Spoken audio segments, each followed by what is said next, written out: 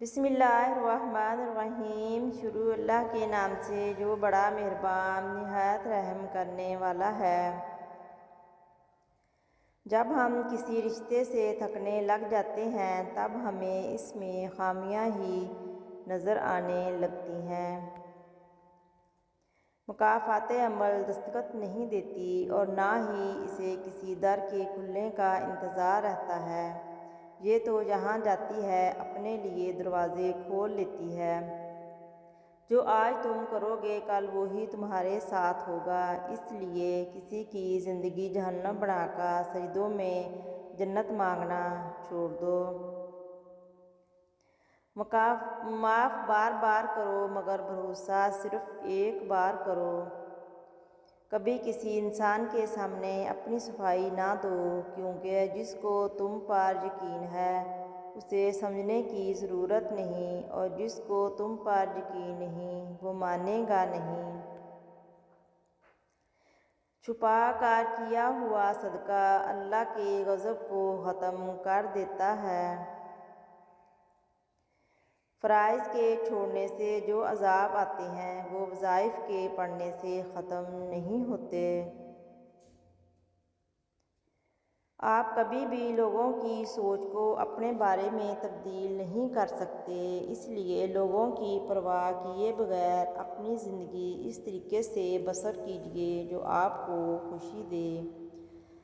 اپنے خلاف باتیں خاموشی سے سن لو اور جواب دینے کا حق وقت کو دے دو۔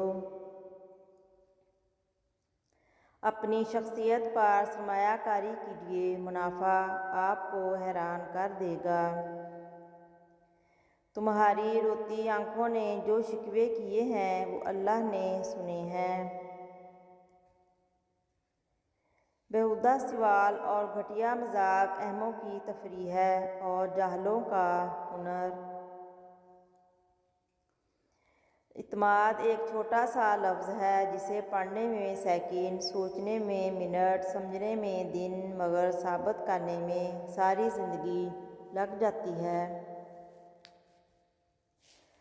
تم پانی جیسے بنو جو اپنا رستہ خود بناتا ہے، پتھر جیسے نہ بنو جو دوسروں کا رستہ بھی روک لیتا ہے۔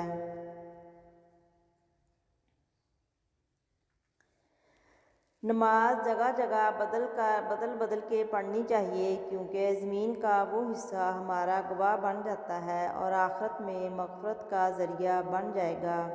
اچھی بات بتانے سے اعمال میں 30 لاکھ نیکیاں لکھ دی جاتی ہیں۔ قیامت کے دن انسان ایک نیکی کو ترسے گا۔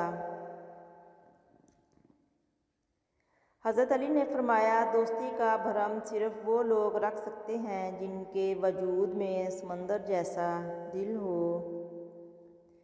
اٹھانا خود ہی پڑتا ہے تھکا ٹوٹا بدن اپنا، کہ جب تک سانس چلتی ہے کوئی کندھا نہیں دیتا۔